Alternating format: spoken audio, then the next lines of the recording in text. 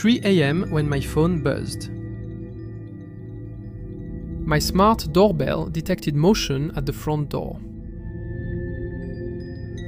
I checked the live feed. The porch was empty.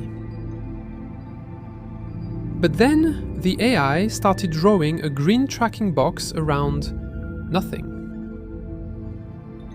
The box was shaped like a person, a very tall person. It started moving toward the camera, slowly. Then the doorbell rang. I looked through the physical peephole, still empty. I looked back at my phone.